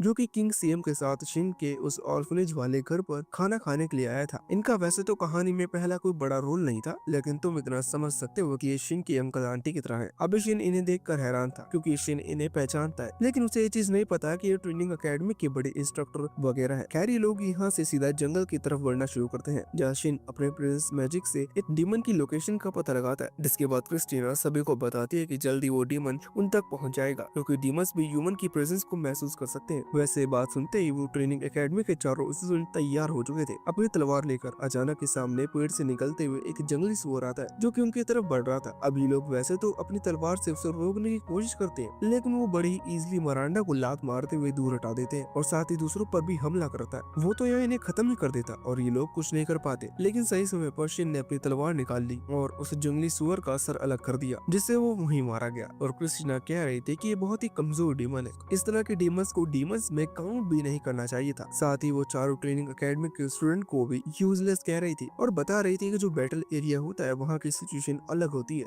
अगर वो इस तरह से लड़ेंगे तो कुछ सेकंड्स में ही सर्वाइव नहीं कर पाएंगे, इसलिए उन्हें अपनी ट्रेनिंग पर अच्छे से ध्यान देना होगा। वैसे अभी के लिए मरांडा को थोड़ी चोट लगी थी, इसलिए सिसिलियन उसके पास आकर अपनी हीलिंग पावर से उसके चोटों को ठीक करने लगती है। साथ ही वो यहाँ बाकी उन तीनों लड़कों के पास भी आकर पूछती है कि क्या उन्हें भी हेल्प चाहिए। जब वो ऐसा कर रही थी तो नॉर्मली उसकी ड्रेस से जो उनके वाटरमैन दिखते हैं उनके कारण अभी तीनों लड़के अपना फोकस खो चुके थे। ना जाने कैसे पर तीनों को ही अचानक से कैल्शियम की कमी होना शुरू हो गई और वो सिजिलियन की हेल्प करने लगे। कैल्शियम को अभी इस चीज से बहुत जलन हो रही थी क्योंकि वो अपना कैल्शियम किसी और के साथ शेयर नहीं करना चाहता, पर अगस्त उसे समझाता है। खैर जब ये लोग यहाँ से आगे बढ़ना शुरू करते हैं तो शिन को कुछ डीमंस की प्रेजेंस महसूस होती है। यहाँ उसे एक डीमन नहीं बल्कि कुछ ज्यादा डीमंस की प्रेजेंस महसूस हो रही थी। वैसे जब उनका पता लगाने के लिए मरांडा एक दूसरे स्टूडेंट वहाँ थोड़ा आगे जाते हैं तो उन्हें पता लगता है कि ये कई 100 डीमंस हैं जो कि अभी इन्हीं की तरफ बढ़ रहे हैं। इसका मतलब ये एक बहुत बड़ा खतरा है क्योंकि यहाँ एक डीमन से उन सभी की फट चुकी थी। वैसे भी क्रिस्टीना और वो दूसरा इंस्ट्रक्टर उनके साथ है। अचानक एशियन यहाँ कहता है कि इन सभी डीमंस को वो खुद संभालना चाहता है, जो सुनते ही दूसरे इंस्ट्रक्टर ने परमिशन दे दी थी और क्रिस्टीना ने बाकी सभी स्टूडेंट को पीछे खड़े होने का कह दिया था। अब एशियन की बारी थी अपना मैजिक पावर का शो ऑफ करने की और साथ ही ये बताने की वो कैल्शियम उसका ही है। इसलिए शिन ने 2 हाइड्रोजन कॉन्सेंट्रेटेड बॉल्स क्रिएट की और सीधा उन्हें सामने जहाँ डीमंस की प्रेजेंस उसे महसूस हुई थी उस तरफ रिलीज कर दिया। अभी शिन के हाथों से जो एनर्जी निकली वो इतनी ज्यादा खतरनाक थी कि जितने भी डीमंस की प्रेजेंस उन सभी को महसूस हुई थी, मतलब जितने भी डीमंस वहाँ थे वो एक ही अटैक में मारे गए। अभी फ्रेज और बाकी तीनों ट्रेनिंग एकेडमी के स्टूडेंट को समझ आ चुका था कि शिन किसी अलग ही लेवल पर है। साथ ही अब उन्होंने सोच लिया था कि उन्हें दूसरा कैल्शियम का सोर्स नहीं ढूंढना होगा। वैसे तीनों तो नहीं, पर मरांडा जरूर शिन से माफी मांगती है, क्योंकि तब वो गाड़ी में कुछ ज्यादा ही ऊंची आवाज में बात कर रही थी। वो कहती है कि उसे मैजिक एकेडमी के स्टूडेंट से कोई प्रॉब्लम नहीं है, लेकिन वो शिन से थोड़ा ज्यादा जेलस फील करती है, क्योंकि शिन मर्लिन का ग्रैंडसन है। क्या शिन को उसकी माफी से ज्यादा कोई फर्क नहीं पड़ा था। यहाँ से आगे बढ़ने के बाद जब वो जंगल के दूसरे हिस्से में आते हैं, मतलब जो कि उनके सामने का जंगल था, वो तो शिन ने डिस्ट्रॉय कर दिया, इसलिए उन्हें रास्ता बदलना होगा। जब वो उस जंगल के दूसरी साइड आए तो वहाँ इन्हें एक बियर डीमन मिला, जिससे लड़ने के लिए सबसे पहले अगस्त, मारिया और सिसिलियन ने एक फायरबॉल टाइप कुछ क्रिएट किया, जिससे उन्हें उस बियर डीमन को आगे बढ़ने से रोका। बाद में क्रेज और उसके जो टीम मेंबर्स हैं उन्होंने तलवार लेकर हमला कर दिया और शिन पीछे से रहकर अपनी एक शील्ड क्रिएट करते हुए इन चोरों को प्रोटेक्ट करने लगा। वैसे तो शिन उस जंगल को भी उड़ा सकता था, लेकिन इससे बाकी लोग कुछ नहीं सीखते। अभी क्रिस्टीना और वो दूसरा इंस्ट्रक्टर इनकी तारीफ कर रहे थे, क्योंकि ये लोग धीरे धीरे आपस में कोऑर्डिनेट करना सीख रहे हैं। वैसे अभी भले ही इन्होंने उस बियर डीमन को हरा दिया, लेकिन थोड़ी बहुत चोट आई थी, जिसके लिए सिसिलियन फिर से आगे आती है और उन सभी लड़कों को हील करना शुरू कर देती है। इससे उन्हें कैल्शियम के फिर से दर्शन हो जाते हैं। वैसे बीच में हमें दूसरे ग्रुप को भी दिखाया जाता है, जो कि अपनी अलग मस्ती में लगे हुए थे। आखिर में हमें उस ग्रुप को दिखाया जाता है जिसमें यूरी और बाकी 3 और लड़कियां हैं, 4 दूसरे ट्रेनिंग एकेडमी के लड़कों के साथ। वो लड़की भी सेम क्रेज और उसकी टीम की तरह ही है, मतलब इन्हें भी ट्रेनिंग एकेडमी में होने का घमंड है। इस वजह से ये लोग यूरी और बाकी उसकी वो तीनों दोस्तों को यही कह रहे थे कि उन्हें वापस घर लौट जाना चाहिए, क्योंकि उनकी जगह कहीं और है। हालांकि आखिर में जब उनका डीमन से सामना होता है, वो भी लो लेवल डीमन से, मतलब कि नॉर्मल लाल आंख वाले कुत्ते से, तो वो लोग उन्हें भी नहीं संभाल पाते। जिसके बाद इन चारों लड़कियों ने उनकी मदद की और जंगल के उस पार्ट में जितने भी डीमंस थे अपनी पावर से उन सभी को हरा दिया। वैसे असल में वो सारे डीमंस डर कर इसलिए भागे क्योंकि उनमें से एक लड़की ने अपनी पावर पर से कंट्रोल खो दिया, और जो थंडर पावर वो कंट्रोल करती है उससे पूरे जंगल में बिजली फैला दी। वैसे जब ये लोग सभी ट्रेनिंग पूरी कर वापस कैंप पर लौटते हैं तो शिन देखता है कि उन चारों लड़कियों की हालत खराब है, क्योंकि बिजली की वजह से उनके बाल चिड़िया के घोंसले की तरह हो गए थे। वैसे अब ये ट्रेनिंग वगैरह कुछ हफ्ते तक ऐसी चलती है। ये सभी लोग स्ट्रॉन्ग तो होते जा रहे थे, पर ये लोग ज्यादा डीमन से फाइट नहीं कर पा रहे थे, क्योंकि उस जंगल में उन्हें कितने डीमंस मिल जाते। वैसे अगस्त इन्हें अभी बाहर के हालातों के बारे में बता रहा था, जैसा कि कई सारे सिटीज पर वो डीमंस ने हमला किया और सिटीज को पूरी तरह से तबाह कर दिया, यहाँ तक कि वहाँ के नोबल्स को भी नहीं छोड़ा। अभी डीमंस की गिनती धीरे धीरे बढ़ती जा रही है, जो सुनकर शिन समझ चुका था कि स्टॉर्म और ह्यूमंस को डीमन में बदलता जा रहा है, जिससे उसकी आर्मी बड़ी हो रही है। ये बहुत ही बड़ी प्रॉब्लम है, इसके लिए इन्हें तैयार रहना चाहिए। इस वजह से वो एक और ट्रेनिंग कैंप लगाने का डिसाइड करता है। सभी को ये आइडिया पसंद आता है, लेकिन ये ट्रेनिंग कैंप किसके घर पर लगाया जा रहा है ये चीज अभी डिसाइड नहीं हुई है। अभी शिन को भी नहीं पता, क्योंकि वो किसी के घर नहीं गया, सभी के घर उसने बाहर से ही देखे हैं। इतने में ही मारिया आइडिया दी थी कि ट्रेनिंग कैंप के लिए उन्हें सिसिलियन के घर चलना चाहिए, क्योंकि उसके पेरेंट्स एक हॉट स्प्रिंग ओन करते हैं, मतलब उनके पास खुद का एक हॉट स्प्रिंग भी है। अब मुझे नहीं पता कि ये किस तरह की ट्रेनिंग करने वाले, लेकिन सभी को ये आइडिया अच्छा लगा था। इस वजह से उन्होंने डिसाइड किया कि वो सिसिलियन के घर जाएंगे, जो कि यहाँ से दूर है। इसी वजह से अभी परमिशन की जरूरत थी, जिसके लिए शिन तुरंत ही मर्लिन और मरीडा के पास पहुंच गया। जब उसने ये बात बताई कि वो ट्रेनिंग के लिए सिसिलियन के घर जा रहा है, तो ये सुनकर मर्लिन तो खुश हुआ, पर मरीडा को लगा कि इसके पीछे कुछ अलग प्लॉट है, इसी कारण से वो मना कर रही थी। पर बाद में उसने सोचा कि अब वो भी साथ चलेगी, जिसके बाद मर्लिन भी कहने लगा कि वो भी साथ जाएगा। अभी दोनों ही साथ आ रहे हैं, इसका मतलब ये पक्की बात है कि ये शिन और सिसिलियन पर बिल्कुल भी नजर नहीं रखने वाले। वैसे अगले सीन में हम देखते हैं कि शिन और उसके सभी दोस्त मलिडा और मर्लिन के साथ गाड़ी में बैठकर सिसिलियन के घर की तरफ निकल चुके थे। रास्ते में ही शिन को कुछ डीमंस की प्रेजेंस महसूस होती है। ये सभी मिड लेवल डीमंस थे, मतलब ये वो जंगल में मिलने वाले डीमंस से थोड़े ज्यादा ताकतवर है, लेकिन इन्हें हराना ज्यादा मुश्किल की बात नहीं है। इस वजह से अभी लोग डिसाइड कर रहे थे कि आखिर इन डीमंस से लड़ेगा कौन, जिसके लिए एलिसा आगे आकर हाथ उठाती है। लेकिन अभी यूरी और टोनी कहने लगते हैं कि नहीं, लड़ने के लिए वो जाएंगे। अभी इस चीज के लिए सभी लोग इंटरेस्टेड थे। इस वजह से शिन ने कुछ चॉपस्टिक निकाली, जिससे कि लकी विनर को चुना जा सके। इसमें लिन नाम की लड़की का नाम आया था, जो कि अपनी पावर से बहुत इजीली उन सभी मॉन्स्टर को हरा देती है। लेकिन जब उसने अपनी पावर का इस्तेमाल किया तो उससे कई सारी लड़कियों के प्लॉट आर्मर हवा में उड़ने लगी। इसका मतलब अगली बार से अगर कोई मॉन्स्टर आएगा तो ये लोग लिन को ही हमला करने के लिए भेजेंगे। वैसे अगले सीन में हम देखते हैं कि लोग उस सिटी में पहुंच चुके थे जहाँ सिसिलियन के पेरेंट्स रहते हैं। असल में ये यहाँ इसलिए भी आए हैं क्योंकि वो सभी डेमोनॉइड एक एक सिटी को टारगेट बना रहे हैं। इसका मतलब शायद नेक्स्ट टारगेट इनकी सिटी भी हो सकती है, यही कारण था उनके यहाँ आने का। वैसे हमें पता चलता है कि ये पूरी सिटी असल में हॉट स्प्रिंग से भरी हुई है। खैर ये लोग सिसिलियन के मेंशन में पहुंचते हैं क्योंकि सिसिलियन के पेरेंट्स भी नोबल्स हैं, या यूं कह लो कि बड़ी आर्मी फैमिली से बिलोंग करते हैं। वहां पहुंचने के बाद लोगों का वेलकम किया जाता है और अगले सीन में ये सभी लोग नहाने के लिए चले जाते हैं। लड़के अलग अलग नहाने के लिए गए थे। जब वो नहा रहे थे तब मर्लिन शिन के सभी दोस्तों का शुक्रिया कहते हैं क्योंकि उनके कारण शिन खुश है। वो बताते हैं कि शुरुआत से अभी तक शिन का कोई दोस्त नहीं था, लेकिन यहाँ आने के बाद उसे कई सारे दोस्त मिल गए। वो उन सभी को शुक्रिया कहते हैं और अगस्त यहाँ शिन को ही शुक्रिया कहने लगता है क्योंकि शिन ही वो लड़का है जो कि उसे अपने इक्वल समझता है। मतलब अगस्त एक प्रिंस, इस वजह से उसे कभी ऐसे लोग मिले नहीं जो कि उसे इक्वल ट्रीट करते हो। सभी उसे खुद से बड़ा मानते हैं, इसलिए उनकी रिस्पेक्ट करते हैं, लेकिन उसे ज्यादा रिस्पेक्ट नहीं चाहिए। वैसे अब शिन की बारी थी तारीफ करने की कि वो अपने ग्रैंडफादर मतलब मर्लिन को शुक्रिया कहने लगता है क्योंकि वो तो वही जंगल में मारा जाता अगर मर्लिन उसे नहीं बचाते। जब शिन उनकी कुछ ज्यादा ही तारीफ कर देता है तो वो ही हॉट स्प्रिंग में रोने लग जाते हैं। वैसे यहाँ बॉयज हॉट स्प्रिंग में इमोशनल बातें कर रहे थे और वहाँ गर्ल्स हॉट स्प्रिंग में लड़कियां एक दूसरे के प्लॉट को एंजॉय करने में लगी हुई थी। वैसे इस सब के बाद उन सबकी ट्रेनिंग शुरू होती है। कुछ दिनों में वो लोग अपने मैजिक कंट्रोल पर अच्छा फोकस बना रहे थे, मतलब उनकी जो मैजिक कैपेसिटी है वो बढ़ने लगी थी। अब अगर इसके लिए तुम साइज को क्रेडिट दे रहे हो तो मैं बता दूं कि लड़कों की कैपेसिटी भी बढ़ रही थी। इसका मतलब वो बात तो बिल्कुल भी नहीं है। खैर मेलिडा वहाँ उनके लिए कुछ एन्चेंटमेंट टूल्स तैयार करती है जिससे उनकी मैजिकल पावर और ज्यादा इंक्रीज होने लगी थी। पर शिन इस चीज से सेटिस्फाई नहीं था। वो कह रहा था कि उसके दोस्तों को और स्ट्रॉन्ग बनना होगा जिससे उनकी मैजिक पावर और ज्यादा इंक्रीज होने लगी थी। पर शिन इस चीज से सेटिस्फाई नहीं था। वो कह रहा था कि उसके दोस्तों को और स्ट्रॉन्ग बनना होगा, बल्कि उसकी तरह, क्योंकि तभी वो डीमन से फाइट कर सकते हैं। खैर शिन जितना ताकतवर होने की बात से सब लोग बहुत ही ज्यादा घबरा गए थे। वैसे शिन ने एक नई टेक्निक इन्वेंट की है, मतलब उसने अपने विजुअलाइजिंग मैजिक से एक नई टेक्निक को विजुअलाइज किया है जिसका वो एक नमूना सभी को दिखाना चाहता है। सभी लोग तैयार थे। अब वो येलो होलो नाम की एक टेक्निक को परफॉर्म करता है। इस चीज की वजह से सामने बहुत खतरनाक डिस्ट्रक्शन फैल चुका था। अभी सभी लोग हैरान थे, पर नॉर्मली शिन ने किया कुछ नहीं है। उसने जो अपने पहले के अटैक्स थे उन्हें बस एक पॉइंट पर फोकस किया, जिस वजह से वहाँ सामने एक धमाका हुआ। ये मैजिक वैसे तो बहुत खतरनाक और बाकियों को इसे सीखने में टाइम लगेगा क्योंकि इसके लिए बहुत मैजिक पावर की जरूरत पड़ेगी। वैसे अभी आज की ट्रेनिंग खत्म हो चुकी थी, इसका मतलब ये फिर से प्लॉट इंक्रीज करने के लिए जा सकते हैं। पर तभी अगस्त शिन से कहने लगता है कि उसे किंगडम जाना चाहिए। असल में शिन पोर्टल ओपन कर सकता है यहाँ से डायरेक्टली किंगडम पहुँचने के लिए। इस वजह से अगस्त ने शिन से ये बात कही। अगस्त वहाँ इसलिए जा रहा है क्योंकि उसे डीमन के हमले की खबर जाननी है कि आखिर वहाँ चल क्या रहा है। शिन ने तुरंत पोर्टल ओपन किया और ये लोग अगस्त के मेंशन पहुंच गए, जहाँ सबसे पहले इनकी मुलाकात एक बिग प्लॉट गर्ल एलिजाबेथ से हुई। शिन उसे नहीं पहचानता, लेकिन अगस्त पहचानता है क्योंकि ये लड़की अगस्त की फियांसे है, मतलब फ्यूचर में इनकी शादी होने वाली है। खैर अगर ये डीमन से बच पाए तो ही इनकी शादी हो पाएगी। वैसे अभी एलिजाबेथ गुस्सा थी क्योंकि अगस्त ने उससे बात नहीं की और सिसिलियन के घर चला गया ट्रेनिंग के लिए। वैसे अब उसी दौरान वहाँ अगस्त की छोटी बहन आती है जिसका नाम मे था। वो भी अभी गुस्सा थी क्योंकि वो मेलिडा को अपना रोल मॉडल मानती है और वो यहाँ टाउन आई थी, लेकिन फिर भी अगस्त ने मेलिडा को मे से नहीं मिलवाया।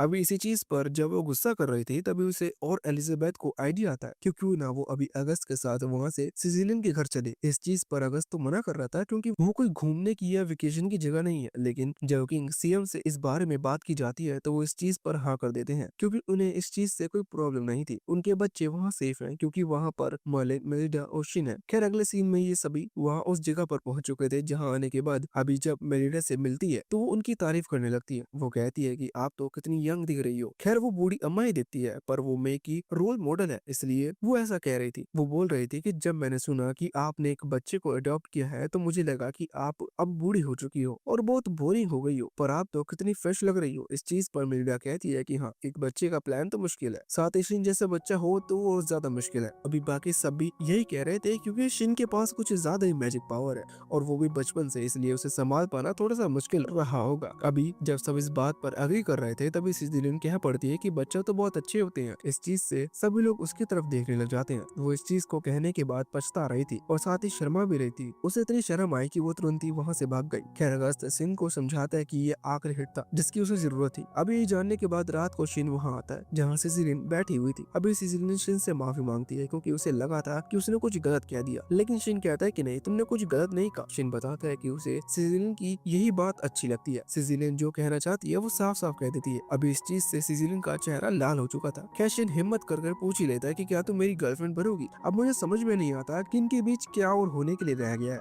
पर फिर भी सिजिलियन ने यहाँ हाँ कर दी थी, जो सुनकर शिन खुश था। वो दोनों किस करने वाले थे, लेकिन अचानक ही शिन के सभी दोस्त जो कि अभी चुप कर उन पर नजर रख रहे थे, वो सभी के सभी एक साथ गिर गए, जिसके कारण उनका ये मोमेंट खराब हो गया। मुझे समझ में नहीं आता कि आखिर ये लोग गिरे कैसे। सिंपल सी बात है, ये बस मोमेंट खराब करने की प्लानिंग थी। खैर फिर भी शिन अनाउंसमेंट कर देता है कि सिजिलियन अब उसकी गर्लफ्रेंड बन चुकी है। अगर ये दोनों ही डीमंस के हमले के बाद जिंदा बच गए तो शादी ये फ्यूचर में जरूर करेंगे। वैसे अभी कुछ देर पहले ही अगस्त ने कहा था कि वो लोग वेकेशन के लिए नहीं जा रहे, लेकिन असल में वो तो वेकेशन के लिए ही गए हैं, क्योंकि अगले ही दिन ये लोग एक बीच पर आ गए थे, जहाँ शिन एक बॉल लेकर आता है और सभी से कहता है कि वो बॉल के साथ खेलना चाहता है। यहाँ उसने बॉल नहीं बल्कि बॉल्स कहा था, जिस वजह से सभी उसे देख रहे थे। पर बाद में शिन ने ये क्लेरिफाई किया कि वो वॉलीबॉल की बात कर रहा है। इसके बाद ये लोग खेलना शुरू करते हैं। ना जाने क्यों ये अच्छे से खेल में मैजिक पावर का इस्तेमाल कर रहे हैं, और पता नहीं क्यों आग लगने के बाद भी इनकी बॉल नहीं फट रही। खैर खेल खत्म होता है और ये लोग एक कमरे में आ जाते हैं। यहाँ पर और कुछ तो नहीं कर रहे थे, बस बात कर रहे थे। अभी वो बात कर रहे थे कि वो एक दूसरे से पहली बार कैसे मिले। अगस्त बताता है कि वो एलिजाबेथ से जब 5 साल की उम्र का था तब मिला था। असल में जो नोबल्स होते हैं और रॉयल्स होते हैं उनके बीच पार्टी वगैरह होती है। इसी बीच एलिजाबेथ और अगस्त मिले। दोनों का ही नेचर एक दूसरे के जैसा था, मतलब उनकी वाइब मैच हो रही थी, इसलिए एलिजाबेथ अगस्त की वाइब बनने वाली है। अभी बात तो हो गई अगस्त की स्टोरी की। यहाँ पर जब मारी अपना मुंह खोलती है और अपनी स्टोरी बताना शुरू करती है तो वो उदास हो जाती है। वो कहती है कि उसका कोई दोस्त नहीं था, जिस पर लिन कह पड़ती है कि शायद ऐसा उसकी शक्ल की वजह से है। अभी लिन के सैवेज रिप्लाई के बाद सभी सोने के लिए चले गए थे। रात के समय हम देखते हैं कि सिजिलियन जोर से चिल्ला रही थी। इस वजह से मेलिडा उनके कमरे में आती है। वैसे असल में सिजिलियन इसलिए चिल्ला रही थी क्योंकि वो शिन के बेड के बगल में सोई है। बाद में शिन उसी की पल्ली के अंदर घुस गया, लेकिन तब शिन नींद में था और अभी सपने वो वॉलीबॉल खेल रहा था। बस यहाँ बॉल असली नहीं थी। शिन देखता है कि अभी वो बॉल बहुत सॉफ्ट है, शायद उनमें हवा कम है, इस वजह से वो उसे और तेज दबाने लगता है और सिजिलियन जोर से चिल्लाती है क्योंकि ये वही बॉल थी जो कि तुम सोच रहे हो। इसी चीज से शिन की आंखें खुलती हैं। जब वो सिजिलियन को उस हालत में देखता है तो खुद भी बहुत हैरान हो जाता है। खैर वो खुद हैरान होता तब तक वो ठीक था, लेकिन उसी समय मेलिडा वहाँ कमरे में आ गई थी और उसने शिन से वही सवाल पूछा जो कि उसे पूछना चाहिए। आखिर शिन को किस बात की जल्दी है। खैर शिन को बहाना बना देना चाहिए था कि वो बस सिजिलियन की बॉडी पर मैजिक ट्रांसफर कर रहा था, पर उसने ऐसा कुछ बहाना नहीं बनाया। अगले दिन सुबह हम देखते हैं कि जब सभी लोग उठे थे तो शिन की हालत खराब थी, क्योंकि वो रात को उन मैसिव कैनन को देखकर सो नहीं पाया। अब यहाँ तक वो फिर से ठीक था, लेकिन अचानक ही सिजिलियन उनके सामने आ गई थी। दोनों के ही चेहरे लाल थे। शिन बात और समय की नजाकत को संभालते हुए सिजिलियन से कहता है कि क्या हम ब्रेकफास्ट करने के लिए चलें, लेकिन सिजिलियन कहती है कि वो शिन से अकेले में बात करना चाहती है। जब वो दोनों बाहर आते हैं तो सिजिलियन कहती है कि क्या तुम मेरे पेरेंट्स से मिलोगे। शिन भी तुरंत ही हाँ कर देता है, क्योंकि सिजिलियन को उसने अपनी गर्लफ्रेंड तो बना लिया है, लेकिन इससे पहले उसने अपने पेरेंट्स से परमिशन नहीं ली, इसलिए उनसे मिलना जरूरी है। जब शिन सिजिलियन के पेरेंट्स से मिलने के लिए जाता है तो वो समझ जाता है कि आखिर सिजिलियन इतनी ब्यूटीफुल क्यों है। वो सब में अपनी मदर पर गई है। शिन को अपना इंट्रोडक्शन ज्यादा देने की जरूरत नहीं। वो आकर कह पड़ता है कि वो उनकी बेटी को लाइक करता है, इस वजह से वो दोनों एक दूसरे को डेट कर रहे हैं। इस चीज से सिजिलियन के फादर बहुत ही ज्यादा खुश हो जाते हैं। वो खुश थे कि उनकी बेटी को एक लड़का मिला, पर अचानक ही सिजिलियन की मदर शिन को अपनी जगह पर बैठने की कहती है। वो कहती है कि बिल्कुल नहीं, आखिर इतनी क्या जल्दी है। वो कहती है कि वो नोबल फैमिली से बिलोंग करते हैं, मतलब कि वो अमीर लोग हैं। वो ऐसे ही डेट वगैरह की फालतू कामों में नहीं फंसते। वो नोबल है, इसलिए वो वही काम करते हैं जो कि एक्सेप्टेबल होते हैं। इस वजह से वो कहते हैं कि शिन और सिजिलियन को अब एंगेजमेंट करनी होगी। शायद ये उनके हिसाब से जल्दी नहीं है। वैसे लोग यहाँ से सब टाइम पास में लगे हुए थे और वहाँ दूसरी तरफ स्टॉर्म अपना असली प्लान शुरू करने के फ्राग में है। उसने ये चीज अनाउंस कर दी कि अब वो अपना असली प्लान शुरू करने वाला है।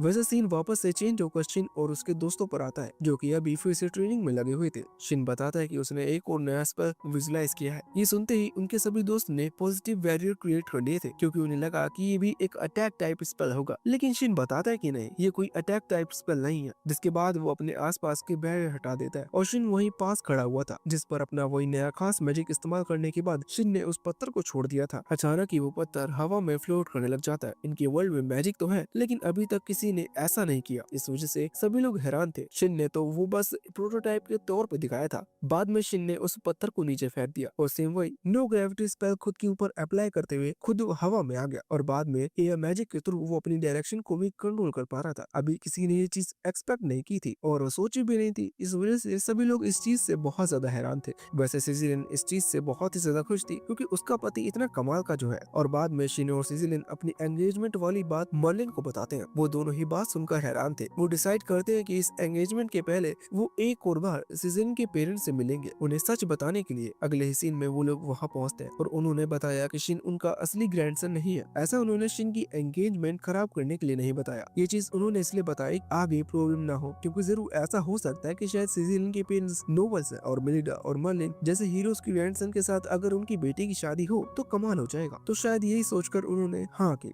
जैसे उन्हें सच बताया तो सिजिलियन के फादर कहने लगे कि नहीं, उन्हें इस चीज से कोई फर्क नहीं पड़ता, उन्होंने बस अपनी बेटी की इच्छा पूरी की है और उसकी चॉइस पर भरोसा किया है। ये चीज अभी सिजिलियन की मदर भी कह रही थी। वो कह रही थी कि उन्हें इस चीज से फर्क नहीं पड़ता कि शिन एक नोबल है या नहीं, वो चाहते है कि वो उनकी बेटी को प्रोटेक्ट करे। ये सुनकर मिलिडा, जिसने उन दोनों को गलत समझा, वो उनसे माफी मांगती है। साथ ही सिजिलियन भी कहती है कि उसे भी इस चीज से फर्क नहीं पड़ता कि शिन नोबल फैमिली से बिलोंग करता है या नहीं, वो अमीर है ये नहीं, वो शिन से प्यार करती है ना कि इस स्टेटस से। अब ये बात सुनने के बाद शिन वही लाइन दोहराता है कि सिजिलियन को हमेशा प्रोटेक्ट करेगा। वैसे फाइनली कुछ हफ्ते बाद इनकी नई ड्रेस दी जाती है, जिसके बाद ये फाइनली तैयार थे डीमन से फाइट करने के लिए। अब शिन सभी को बता रहा था कि वो बस पावरफुल डीमन है, मतलब एस रैंक के डीमन से लड़ने के लिए जा रहा है। ये सुनकर वो सभी लोग हैरान थे, क्योंकि उन्हें डर है कि असल में वो भी एक बात जान कि वो टाइम पास कर रहे हैं। खैर फिर भी शिन को उन पर भरोसा है। वैसे जंगल में आने के बाद जब शिन अपनी पावर से एक डीमन की प्रेजेंस को महसूस करता है तो वो बताता है कि डीमन साइज में बहुत ज्यादा बड़ा है, लेकिन एक लैंड डीमन है, इस वजह से इसकी जो स्पीड है वो बहुत कम है। ये सुनकर सिजिलियन आइडिया देती है कि फिर भी हमें दूर से हमला करना चाहिए, जिससे वो लैंड जब तक हमारे पास पहुंचेगा तब तक वो ऑलरेडी खत्म हो चुका होगा। ये सुनकर शिन उसे शाबाशी देता है और सभी लोग जेलस फील करने लगते हैं। वैसे जब वो लायन उसके पास आता है तो ये लोग उस पर हमला करते हैं। इससे उन्होंने जंगल के बीचों बीच एक बड़ा सा गड्ढा बना दिया था, क्योंकि वो लायन वहीं का वहीं धूल में बदल गया और बाद में जो पावर थी वो जमीन में जाकर मिल गई। अभी शिन कह रहा था कि सभी अकेले ही एक एस रैंक डीमन को हरा सकते हैं, उन्हें इस तरह से ग्रुप में अटैक करने की जरूरत नहीं। यही सुनने के बाद सभी लोग अब सिंगल हैंडली मॉन्स्टर को, मतलब उन सभी डीमंस को खत्म करने लग जाते हैं। जब ये दिन भर डीमंस को खत्म कर लेते हैं तो फिर से टाइम पास करने का समय आ चुका था, मतलब अभी ने शिन की एंगेजमेंट की पार्टी शुरू करनी है। कुछ ही दिन बाद वो एंगेजमेंट की पार्टी शुरू होती है और हम देखते हैं कि सिजिलियन तैयार होकर शिन के सामने आती है। अभी वो दोनों ही एक दूसरे को देख रहे थे। शिन की नजर सिजिलियन की आंखों की तरफ नहीं जा रही थी, क्योंकि वो ड्रेस ही कुछ ऐसी है, पर अचानक ही वहाँ सिजिलियन की मदर आ गई और उन्होंने सब कुछ खराब कर दिया। और पार्टी के बाद शिन सिजिलियन को एक अंगूठी गिफ्ट में देता है और ना जाने क्यों पर 5वीं 7वीं बार उसे फिर से प्रपोज करते हुए कहता है कि वो उसे हमेशा प्रोटेक्ट करेगा और वो आज बहुत सुंदर लग रही है। वैसे एक चीज अच्छी है कि यहाँ पर जब वो किस करने वाले थे तो कोई गिरा नहीं, इस वजह से उनकी किस कंप्लीट हुई और इस बार सिर्फ जलन फील हुई। वो तो हुए तुम लोग। वैसे कुछ दिन में शिन के सभी दोस्त वो नो ग्रेविटी मैजिक में मास्टर हो चुके थे, मतलब अब वो भी हवा में उड़ सकते हैं और एयर मैजिक के थ्रू खुद की डायरेक्शन को कंट्रोल कर सकते हैं। ये चीज तो पक्की है कि नो ग्रेविटी स्पेल से उनकी बॉडी से ग्रेविटी हट जाती है, लेकिन कैल्शियम पर ग्रेविटी हमेशा पड़ती रहेगी अगर एडिटर वीडियो से दुश्मनी ना निकाले तो। इस चीज का प्रूफ तुम्हें मिल जाएगा। वैसे अब तभी सीन चेंज होकर स्टॉर्म पर आता है, जो कि अभी अपनी डेमोनिक आर्मी के सामने बैठा हुआ था। अभी इन लोगों ने लगभग सभी सिटीज को तबाह कर दिया है, सिर्फ डीमंस का जो एम्पायर है उनकी कुछ मेन सिटीज बची हुई हैं जिन्हें डिस्ट्रॉय करना रह गया है। अब स्टॉर्म के साथ जो लड़की घूमती रहती है वो उससे पूछ रही थी कि तुम्हें तो सिर्फ नोवेल से नफरत है, आखिर फिर तुमने कुछ चुनिंदा सिटीज की कॉमनर्स को टारगेट क्यों बनाया। इसी से ये बात क्लियर थी कि स्टॉर्म उन सिटीज के कॉमनर से भी नफरत करता है और असल में इन सभी को उसका पास्ट नहीं पता, इस वजह से ये स्टॉर्म के बारे में कुछ भी नहीं जानते। स्टॉर्म यहाँ पर अनाउंसमेंट करता है कि वो शिन का जो एम्पायर है उन पर और हमला करेंगे और उसके बाद फिर से वो इस तरह से ह्यूमन पर हमला करना छोड़ देंगे। ये सुनकर एक डीमन आगे आता है और उनसे पूछने लगता है कि हमारे पास तो पावर है, हम तो पूरे वर्ल्ड को जीत सकते हैं, फिर आकर सिर्फ उसी एम्पायर से क्यों लड़ रहे हैं। हम तो बाकी सिटीज को भी अपना बनाकर हमारी आर्मी को और ज्यादा बड़ा कर सकते हैं। लेकिन इस स्टॉर्म का मकसद नहीं है, वो मना कर देता है और कहता है कि जो उसका साथ नहीं देना चाहता वो यहाँ से जा सकता है। ये सुनकर कुछ डीमंस वहाँ से चले गए थे, हालांकि मेजोरिटी अभी भी स्टॉर्म के साथ है। वैसे स्टॉर्म के साथ खड़ी वो लड़की आखिर पूछ ही लेती है कि आखिर वो एम्पायर से इतना नफरत क्यों करता है, जिसके बाद स्टॉर्म अपनी पूरी स्टोरी बताता है। वो कहता है कि उसकी लाइफ का और कोई ऑब्जेक्टिव नहीं है, वो जब अपने गाँव से बाहर गया था तो लोगों ने उसकी वाइफ को मार दिया, इस वजह से वो उन सभी लोगों से बदला लेना चाहता है। उसका बदला इतना ज्यादा है कि वो पूरे एम्पायर से बदला लेगा, नोबल और कॉमनर से भी। उसका बस एक ही मकसद है, उसे अपने बेटे को खत्म करना है। अब ये चीज मुझे नहीं पता कि आखिर ये मकसद पूरा करके उसे मिलेगा क्या, लेकिन बस उसने ये सोच रखा है। बस इसके बाद हम उस जेस्ट नाम के आदमी को देखते हैं जो कि अभी स्टॉर्म का साथ दे रहा है और पहले उस दूसरे एम्पायर का साथ देता था। अभी वो अपने एक दूसरे साथी से कह रहा था कि स्टॉर्म का एक ही मकसद है जो कि जल्दी पूरा होने वाला है, इसलिए हमें स्टॉर्म को कोई दूसरा मकसद भी देना होगा। वो कहता है कि हमें उस एम्पायर पर हमला करना होगा जहाँ शिन रहता है, इससे जब शिन उस फाइट में इन्वॉल्व होगा तो स्टॉर्म को भी वॉर में हिस्सा लेना पड़ेगा। वैसे हर तरफ जाने जा रही है और वहाँ उन लोगों की सेरेमनी खत्म नहीं हो रही। अभी अगस्त की इनहेरिटेंस सेरेमनी चल रही थी, मतलब कि आगे चलकर वो किंग बनेगा, इसलिए अभी उसे क्राउन प्रिंस बनना है। अभी इसी के लिए किंग ने एक सेरेमनी ऑर्गेनाइज की थी जहाँ वो कपड़ा वगैरह उठाया जाता है। बाद में अगस्त से कस्में वादे खिलाई जाती हैं कि वो आगे चलकर किंगडम के लोगों को प्रोटेक्ट करेंगे। खैर, जब वो ऐसा कर रहा था तभी इतने में ही वहाँ एक आदमी भागते हुए आता है जो कि दूसरी कंट्री का है, मतलब दूसरे सिटी का है। वो ये बताने आया था कि उनकी सिटी पर कुछ डीमंस ने हमला कर दिया है, या यूं कह लो कि उनकी सिटी को लगभग तबाह कर दिया है। ये सुनकर गार्ड तो उसे पहले ही रोक देते, लेकिन अगस्त उसे आगे आने देता है। वो कहता है कि डीमन से रिलेटेड किसी भी बात को छुपाने की जरूरत नहीं, ये बात सबके सामने होगी। अभी जब डीमंस के बारे में वो जनता सुनती है तो सभी लोग बहुत ही ज्यादा डर जाते हैं, पर अगस्त उनसे कहता है कि उन्हें डरने की जरूरत नहीं। इन डीमन से लड़ने के लिए वो बहुत समय से ट्रेनिंग कर रहा है। इतना कहकर वो शिन और अपने सभी दोस्तों को आगे आने का कहता है। साथ ही अपनी वो न्यू यूनिफॉर्म, जिसे एक तरह से गियर भी कह सकते हैं क्योंकि उसमें कई तरह के एन्चेंटमेंट स्पेल का यूज किया है, उस वाली यूनिफॉर्म को बाहर निकाल कर दिखाता है। सभी लोग अभी बहुत मोटिवेट थे और स्टाइल मार रहे थे। खैर, अगस्त शिन को आगे आकर एक स्पीच देने का कहता है जिसमें शिन वही बात कहता है कि वो सभी लोगों को प्रोटेक्ट करेगा। खैर, शिन ने एक बात बहुत कूल की, उसने यहाँ डीमन का नाम नहीं लिया, उसने डायरेक्टली यही कहा कि उसके लोगों के बीच में जो कोई आएगा वो उसे जिंदा नहीं छोड़ेगा। इतना कहने के बाद शिन ने भी अपने गियर पर से कपड़ा हटा दिया था, जिसके बाद वो और उसके सभी दोस्त एंटी ग्रेविटी स्पेल की मदद से हवा में फ्लोट करना शुरू करते हैं कूल लगने के लिए, और फिर सीधा ही उस सिटी की तरफ निकल जाते हैं जहाँ डीमंस हमला कर रहे थे। वैसे इन लोगों से पहले हम वहाँ पहुंच चुके थे। हम देखते हैं कि अभी वहाँ के गार्ड्स पहले से ही तैयार खड़े हुए थे। अचानक ही इस हवा में एक सिग्नल मिला और ये लोग समझ गए कि डीमंस इनके नजदीक आ चुके हैं। सामने ही एक डीमन की बहुत बड़ी आर्मी थी। वो लोग अभी मैजिकल पावर से इनकी वॉल, जो की प्रोटेक्शन वॉल होती है, उस पर हमला कर रहे थे, पर उस वॉल पर कुछ स्पेल है जिनकी वजह से अभी तक वो वॉल टूटी नहीं। खैर, कुछ ही देर में हम देखते हैं कि कुछ डीमंस इनके किंगडम के बीच घुस चुके थे जो कि सिविलियंस पर हमला कर रहे थे। इस बीच एक लेडी अपने बच्चे को लेकर भाग रही थी। अचानक उसके पीछे दो डीमंस पड़ गए और लगभग उन्होंने उस लेडी को पकड़ ही लिया था। वो लेडी उनसे माफी मांग रही थी, वो भी उस चीज के लिए जो कि उसने की ही नहीं। वो कहती है कि उसे जिंदा छोड़ दो और उनमें से एक तो कहता है कि तुम नहीं बचने वाली।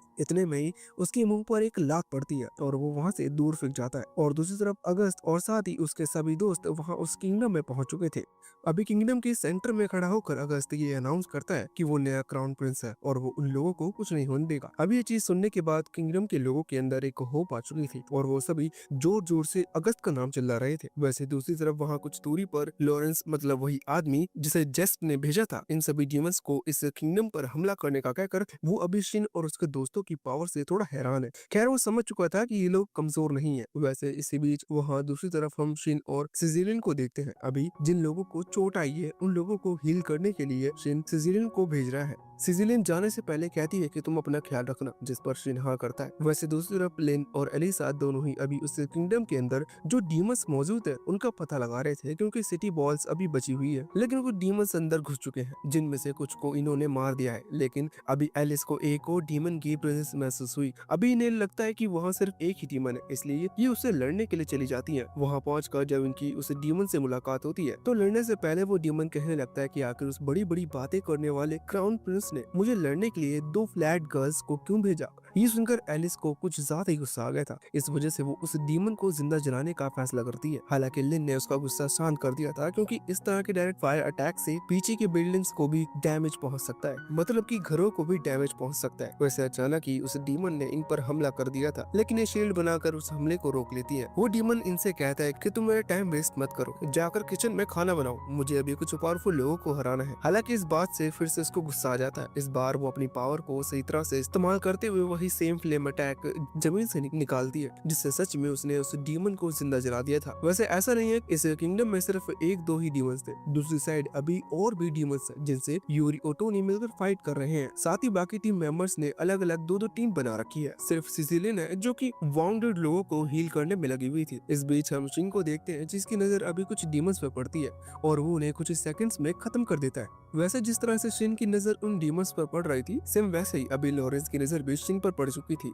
वो अभी बहुत डरा हुआ है क्योंकि उसे समझ में नहीं आ रहा कि आखिर वो शिन की वीकनेस के बारे में कैसा पता लगाए, क्योंकि बिना वीकनेस के शिन को हराना उसे नामुमकिन सा लग रहा है। वैसे इस बीच हम अगस्त और मारिया के पास आते हैं, जो कि अभी किंगडम में जब डीमंस को ढूंढ रहे थे तो अभी उन्हें किसी भी ड्यूमन की प्रेजेंस महसूस नहीं होती। अचानक ही लेकिन उनके सामने एक डीमन आ जाता है। वैसे वही डीमन है जो कि स्टॉर्म की आर्मी को छोड़ कर गया था, क्योंकि इसका सपना था कि ये बाकी किंगडम्स पर भी हमला करेगा जिससे कि उसकी आर्मी बड़ी हो सके। खैर अभी के लिए अपने सभी दोस्तों का बदला लेने की इच्छा रखकर ये अगस्त को खत्म करने का प्लान बनाता है, क्योंकि अगर उसने अगस्त की गर्दन काट दी तो उसके सारे दोस्त डर कर भाग जाएंगे। इसका मतलब है डीमंस इस किंगडम को भी जीत लेंगे। यही सोच कर वो हमला करने वाला था, पर उसके हमले करने से पहले मारिया ही हमला कर देती है। पर वो डीमन अपने ही दो दूसरे डीमंस को यूज करता है एज अ शील्ड और मारिया के हमले को रोक लेता है, और बाद में हमला करते हुए मारिया को एक जोरदार पंच मारता है। लेकिन मारिया ने जो कपड़े पहन रखे हैं वो प्रोटेक्टिव गियर है, मतलब वो इस तरह के फिजिकल अटैक से बहुत ही इजीली बचा लेते हैं। यही देखते हुए वो डीमंस, वैसे उसका नाम फैब्रो है, वो डिसाइड करता है कि वो मारिया के उन